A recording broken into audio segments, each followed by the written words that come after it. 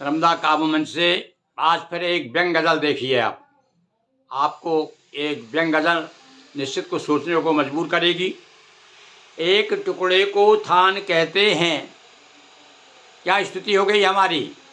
एक टुकड़े को थान कहते हैं, भौंकते को सुगान कहते हैं, भौंकने को सुगान कहते हैं।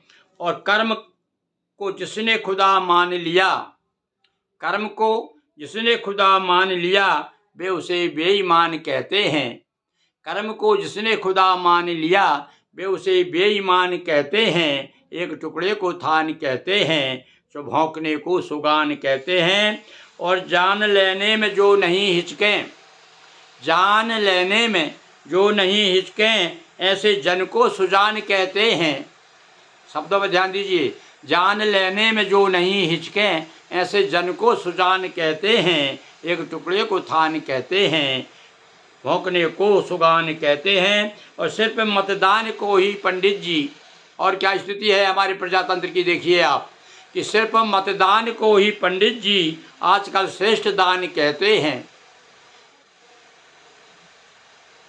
सिर्फ मतदान को ही पंडित जी आजकल श्रेष्ठ दान कहते हैं। एक टुकड़े को थान कहते हैं, भौंकने को सुगान कहते हैं। अंतिम पंक्तियां हैं कि पैतृक खंडहर नुमा घर को, पैतृक खंडनुमा घर को, पैतृक खंडहर नुमा घर को, शान से हिंदुस्तान कहते हैं, शान से हिंदुस्तान कहते हैं। एक टुकड़े को थान कहते हैं और भौंकने को सुगान कहते हैं, भौंकने को सुगान कहते हैं। और आज आपको मैं अब सुना रहा हूँ प्रकाश उत्पल, आज इटारसी के रचनाकार हैं, बहुत बड़े साहित्यकार हैं, प्रोफेसर शायद रिटायर हो गए हैं। ये इटारसी के अच्छे मजे हुए साहित्यकार हैं, अच्छे समीक्षक हैं। और देखिए वे मेरे बारे में उनका क्या अभिमत है, उन्होंने क्या मूल्यांकन किया है मेरा, क्योंकि हम पास के एक ही पड़ोसी शहर के रहने वाले हैं, पर बहुत कम मिला करते हैं। एक बार मिले जरूर, पर बड़े आत्मीयता के साथ में मिले। देखिए वो क्या कहते हैं।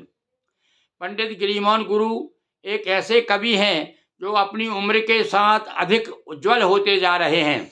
धन्यवाद उपल जी। किसी पुराने भी हैं, किसी पुराने घी और शहद के समान गिरिमोहन गुरु का कवि व्यक्ति अधिक साफ सुथरा और निखरा है। वे अपनी पुरानी लकीर को छोड़कर जब भी नई लकीर खींचते हैं और अधिक रेखांकित होने वाली होती है।